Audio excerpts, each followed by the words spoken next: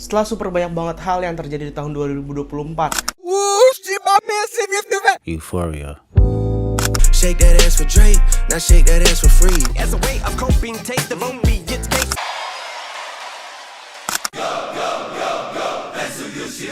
Remember old dude from 2019? Nice clean nigga did me dirtier than laundry. Mulai dari kembalinya Slim Shady di album terbaru Eminem, The Death of Slim Shady Coup de Grace. Tyler the Creator muncul dengan Chromacopia. Dia curhat, dia cerita banyak banget hal yang pengen dia sampaikan di dalam hidup dia. Mulai dari masalah-masalah yang dia muncul dengan orang tuanya sampai masalah yang dia hadepin dengan diri dia sendiri. Kemunculan salah satu rapper yang berkembang banget, the next superstar beberapa tahun ke depan. Dan dia bukan seorang cowok tapi seorang cewek, Doechii dengan albumnya The Alligator Bites Never Heal masuk nominasi Grammy Awards tahun 2025. Kanye West dan Vultures, dua project Kanye West yang judulnya Vultures 1 dan Vultures 2 muncul di dunia di streaming services dengan kekecewaan yang bener-bener banyak banget. Kanye West adalah seorang legenda, tapi dengan munculnya Vultures 1 dan Vultures 2 dia menghancurkan ekspektasi para fansnya sendiri. Dan kita nggak bisa ngelupain the king of the industry tahun 2024, Kendrick Lamar. Kendrick Lamar bener-bener berhasil melalui banyak banget rintangan, cobaan, dan berhasil semua taklukan. Mulai dari rap beef dia yang gila-gilaan banget dengan Drake yang berhasil mengguncangkan satu dunia. Bahkan beefnya dia dengan Drake ini membawa banyak banget nama besar ke dalam drama yang lagi muncul antara Kendrick Lamar dan juga Drake. Kanye West ikut-ikutan, The Weeknd ikut-ikutan, Metro Boomin ikut-ikutan, bahkan Future, salah satu rapper terkenal dari Amerika, juga ikut-ikutan di dalam beef antara Kendrick Lamar dan juga Drake ini. Sampai akhirnya Not Like Us disetel di mana-mana. The Pop-Up Show menjadi salah satu show yang paling melegenda yang ada di dalam tahun 2024. Hal-hal yang barusan gue sebutin nih bikin tahun 2024 jadi sebuah tahun yang benar-benar berkesan banget. Video ini akan menjadi video terakhir di channel YouTube Sunpower di tahun 2024 dan gue bakal melakukan sedikit flashback atau recap apa aja yang terjadi di dalam tahun 2024. Cukup menemani channel YouTube Sunpower ini sampai akhirnya bisa nyampe di angka segini. Tahun pertama gue, tahun pertama Sunpower, tahun pertama kita semua, dan gue berharap kita bakal terus berkembang ke depan dan juga industri ini bisa langsung lanjut terus berkembang supaya genre yang benar-benar keren ini bisa dinikmati oleh banyak banget orang dan orang-orang bisa tahu serunya genre ini, enaknya genre itu ada di mana. Meet me in New Orleans, February 9th, 2025. 2024 menurut gue adalah tahunnya Kendrick Lamar, dan gue yakin gak gue doang yang ngomong kayak gitu karena lu semua viewers gue pasti setuju tahun 2024 itu tahunnya Kendrick Lamar. Karena Kendrick Lamar di project sebelum tahun 2024 ini, Mr. Mola and the Big Steppers bisa dibilang jadi salah satu project paling flop punya Kendrick Lamar. Kenapa? Karena album ini tuh didengar nggak oleh banyak banget orang. Nggak seperti masterpiece dia sebelumnya. Dia punya Good Kid, Mad City, dia punya Damn, dia punya To Pimp a Butterfly. Tapi entah kenapa Mr. Moral ini menjadi sebuah album yang benar-benar jujur banget, sehingga banyak banget orang yang masih nggak bisa menemukan esensi Mr. Moral, sehingga orang nggak banyak setelah Mr. Moral berkali-kali beda banget sama project Kendrick Lamar yang sebelumnya. Tapi di tahun 2024 Kendrick Lamar muncul lagi, Kendrick Lamar hadir lagi, Kendrick Lamar kembali menunjukkan taringnya, giginya dengan bermainkan rimanya dia yang benar-benar luar biasa banget. Dia muncul dengan beef dia dengan Drake, muncul di sebuah verse judulnya Like That. These niggas talking out of their neck. Don't put no coffin out of your mouth. I'm way too paranoid for a threat. Hey, let's get it, bro. Menjadi salah satu verse paling melegenda tahun ini, dan gue yakin di tahun-tahun berikutnya ketika lo dengerin verse ini lo bakal ngerasa kayak deket banget langsung sama tahun 2024. Drake membalas semua diss yang dihadapi oleh dia dengan lagu judulnya The Hard Part 6 yang maknanya juga keren banget, yang audiensnya juga keren banget, yang cara nyerangnya juga sebenarnya bagus banget. Tapi Drake masih belum bisa mendapatkan atensi sebanyak Kendrick Lamar di tahun 2024. Setelah adu diss, setelah adu rap, setelah adu rima, Kendrick Lamar nggak selesai di situ. Karena Kendrick Lamar langsung memunculkan salah satu show paling berkelas di tahun 2024, yaitu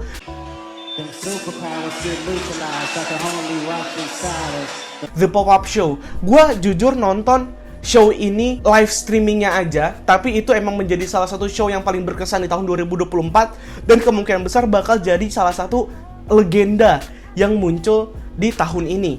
banyak banget artis yang ikut campur ke dalam beef ini. Mulai dari The Weeknd, dia ikut ngediss Drake di salah satu albumnya Metro Boomin dan Future. Terus juga Metro Boomin, Future menyediakan lapangan untuk Kendrick Lamar memberikan verse untuk menyerang salah satu tokoh yang paling besar yang ada di dunia, yaitu Drake. Dan balasan yang super duper panjang banget, ada Push Up, ada Euphoria, minggu legendaris Family Matter dihajar habis-habisan sama Meet the Graham dan 616 in LA. Gue jujur waktu itu bikin semua bedah lirik videonya, dan itu merupakan salah satu minggu terberat juga buat gue, karena di situ gue bener-bener yang gue upload video malamnya Kendrick rilis, bahkan gue lagi ngedit Kendrick rilis. Itu bener-bener wah anjir, gila banget, pengalaman yang bener-bener seru banget selama gue bangun channel Sunpower ini, dan menjadi salah satu cikal bakal channel Sunpower ini buat megang salah satu genre paling keren yang ada di industri, yaitu hip hop gitu.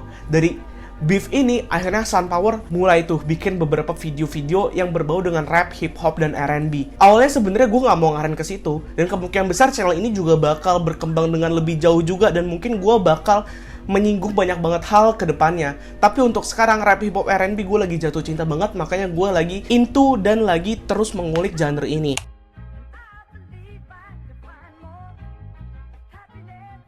Dia adalah salah satu living legend yang ada di Amerika, bahkan dunia sampai sekarang. Karirnya udah panjang banget, impact-nya udah besar banget, dan hal-hal yang dia bawain ke dunia tuh selalu jadi tren. Mulai dari album pertamanya dia yang berjudul The College Dropout, disetel di mana-mana dengan sample dia yang luar biasa banget. Terus salah satu album legendaris dia Graduation, dilanjut dengan My Beautiful Dark Twisted Fantasy, album Ye, San Pablo, Donda, dan lain-lain. Tapi sayangnya Kanye West di tahun 2024 mengeluarkan beberapa flop. Orang pada banyak banget yang kecewa sama ini orang yang namanya Kanye West. Kenapa dia drop Vultures 1 dan Vultures 2 yang bisa dibilang album yang sangat-sangat berantakan, salah satu album paling berantakan milik Kanye West. Gimana enggak? Di sini Kanye West menggunakan AI, dia humming, terus ada beberapa part-part di dalam lagu dia yang terkesan nggak jelas juga. Makanya banyak banget fans yang kecewa sama Kanye West di tahun 2024 ini. Bahkan salah satu lagu terkenal Kanye West yang ada di Vultures 1 berjudul Carnival,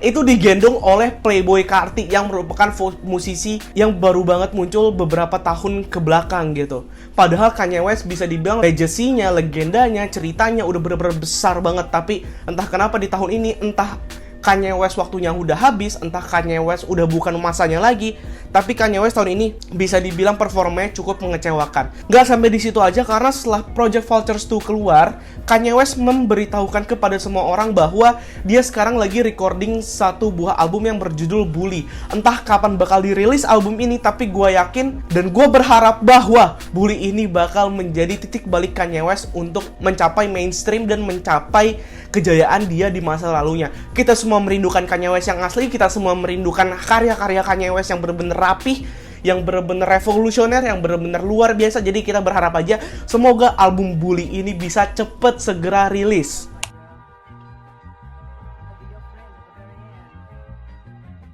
Rajanya tahun 2000-an awal, white person yang benar-benar bisa menguasai industri di tahun 2000-an awal, Eminem.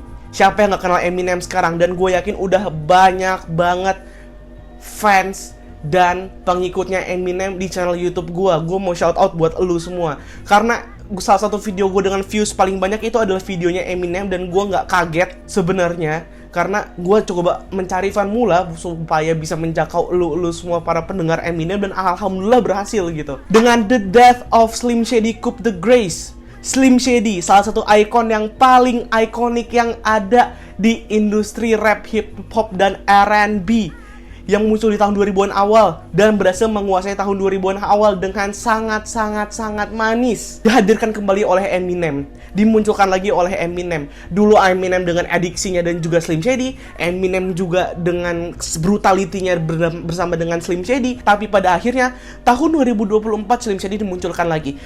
Bukan album terbaiknya Eminem, tapi kalau misalkan lu semua yang ngikutin Slim Shady dan berharap Slim Shady bisa muncul di sebuah album punya projectnya Eminem yang paling baru, keluaran terbaru, The Death of Slim Shady, menurut gue bisa menjadi sebuah obat untuk lu semua yang rindu banget sama Slim Shady. Di situ menjanjikan banyak banget percakapan antara Eminem dan Slim Shady. Banyak banget pertanyaan-pertanyaan yang terjawab antara Eminem dan Slim Shady. Kenapa Slim Shady nggak muncul? Kenapa lagu ini baru muncul? Kenapa album ini begini? Kenapa album ini begitu? Dan bagaimana perjuangan Eminem terhadap hubungan dia dengan... Semua dijawab dengan sebuah album berjudul The Death of Slim Shady Coup the Grace. Balik lagi, bukan album terbaiknya Eminem, tapi legacy yang ditawarkan oleh seorang Eminem, konsepnya jadi jauh lebih fresh banget dibanding project-project Eminem yang sebelumnya. Gue yakin banyak banget dari lu semua yang bener-bener hype banget dan seneng banget atas keluarnya The Death of Slim Shady tahun ini.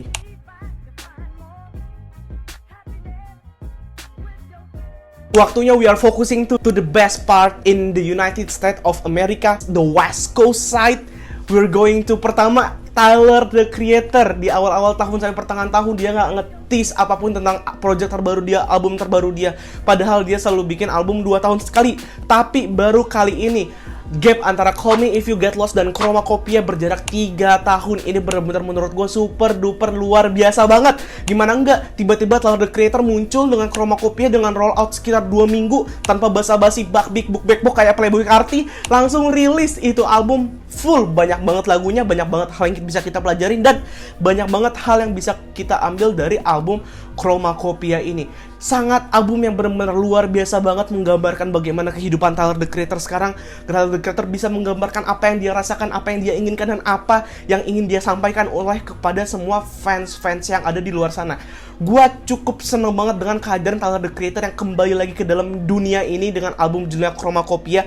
Konsepnya fresh, isinya fresh, bagus. Walaupun beberapa lagu terdengar kayak biasa aja, tapi Tyler the Creator berhasil membawa Chromacopia dengan super duper baik banget, dengan naratif di antara nyokap dia dan naratif dia dengan Daniel Caesar. Walaupun Daniel Caesar nggak dapat first di dalam lagu ini, tapi gue berani bilang bahwa ini adalah salah satu project Daniel Caesar yang paling keren yang pernah gue dengar. Masih di West Coast, tapi menurut gue ini udah di luar dari beef karena GNX tiba-tiba muncul. Kendrick Lamar membawa banyak banget figur dari West Coast, bawa featuring yang bener-bener luar biasa banget.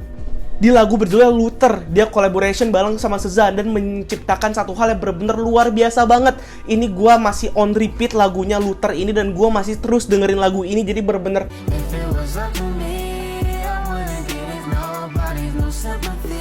lu orang harus bener-bener cobain denger Luther. Lu kalau nggak pernah dengerin Luther, lu harus at least dengerin sekali. Dan ikonik lainnya, Kendrick Lamar di dalam album ini master di sebuah lagu judulnya TV Off. Ini bener-bener ikonik banget, not the best Kendrick Lamar album untuk beberapa tahun ke belakang. Tapi menurut gua gimana cara Kendrick Lamar mengucapkan master di sana bener-bener membawa kesan ikonik yang bener-bener super duper kental banget buat di dalam album GNX ini. Dan yang terakhir, Schoolboy Q rilis album juga yang berjudul Blue Lips. Gue cukup dengerin beberapa kali, dan ini salah satu album yang paling stand out juga. Banyak banget orang suka sama album ini, banyak banget orang yang enjoy sama lagu ini. Walaupun dampaknya tuh nggak sebesar kayak Chromacopia dan GNX, tapi menurut gue tetap Blue Lips masih punya posisi di dalam hati para fans rap, hip hop, dan R&B.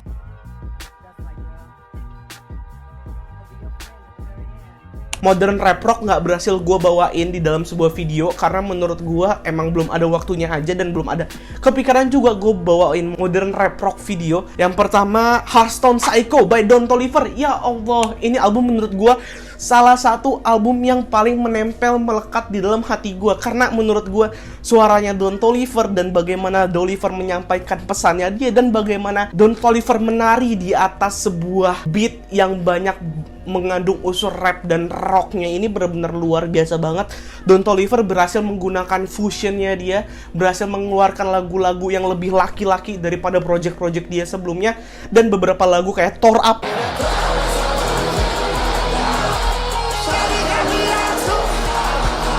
itu benar-benar laki banget. Riff gitar gue suka banget, dan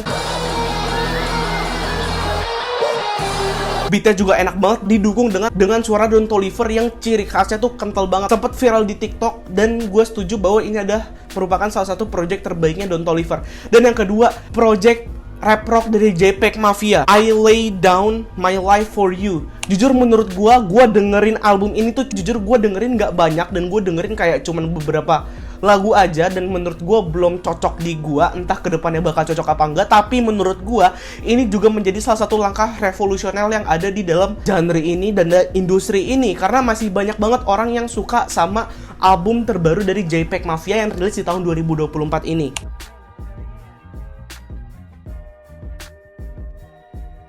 Terus menurut gua, The Future Star 6-7 tahun belakangan dia bakal jadi figur yang super duper besar banget. Doechii dengan The Alligator Bites Never Heal. Gue udah pernah bikin videonya dan gue sekali lagi ngasih tahu, dia ini adalah gabungan dari 3 artis rap besar yang ada di industri. Yang pertama itu Eminem. Eminem tuh diambil dari storytelling yang berhasil disebutkan oleh Doechii di dalam album terbarunya dia, di beberapa lagunya dia yang benar-benar membekas banget buat para pendengar-pendengar baru yang pertama kali dengerin dia. Kalau misalkan lu lumayan familiar sama yang namanya storytelling di sebuah lagu, lu harus coba dengerin Doechii. Yang kedua, Tyler, The Creator, gimana Doechii mengkompos dan menjadikan dan membuat sebuah musik yang benar-benar enak banget, mengandung banyak banget genre dan merangkul banyak banget teman-teman black people-nya dia, terinspirasi dari rajanya West Coast dan rajanya rap tahun 2024, yaitu Kendrick Lamar.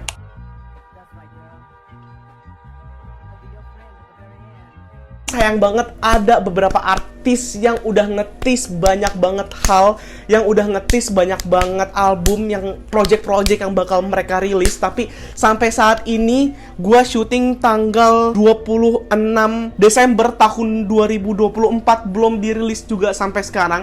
Yang pertama gue mau recalling back yang tadi gue udah sebutin dulu, Kanye West Bully yang katanya dia produksi di Jepang, sampai sekarang belum ada tanda-tanda bahwa dia akan rilis. Ini bener-bener sayang banget, gue sangat nungguin comebacknya Kanye West, dan gue berharap Kanye West di project terbarunya ini bisa menyuguhkan sesuatu yang bener-bener jauh luar biasa daripada sebelum-sebelumnya.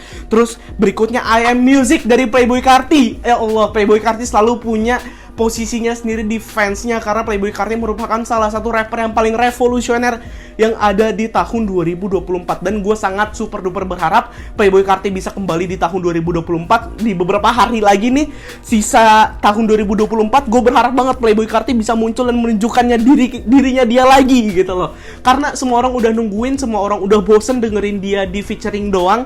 Kita berharap the real lagu dan project-project dari seorang Playboi Carti, entah judulnya itu apapun, gue nggak peduli. Terus album yang katanya bakal dirilis sama A$AP Rocky juga sekarang masih belum dirilis, tease-nya udah banyak banget, dan A$AP Rocky juga udah bilang dia berusaha untuk memberikan segalanya yang terbaik untuk album yang bakal dia rilis ini. Yang terakhir adalah salah satu project yang paling gue tunggu, The Weeknd. Dari tadi gue bahas rap, R&B terakhir, gue bener-bener berharap banget The Weeknd segera drop the album yang udah dia punya itu, karena semua dunia tuh nungguin dia, semua dunia berharap The Weeknd balik lagi, semua berharap dia bisa munculin taringnya lagi untuk kita semua. Kira-kira dari gue kayak gitu aja, sedikit recap apa aja yang terjadi 2024, dan beberapa udah pernah gue bikin videonya, tapi beberapa juga belum pernah gue bikin videonya.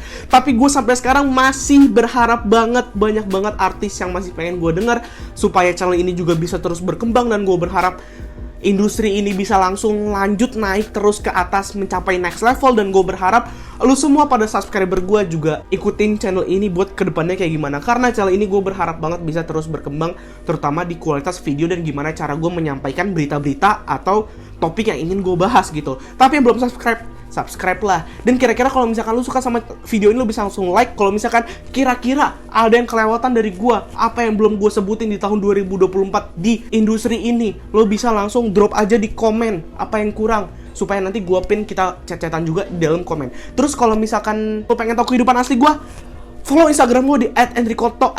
Dan dari gua, Sunpower, kira-kira dari gua kayak gitu aja sih. Sunpower cabut!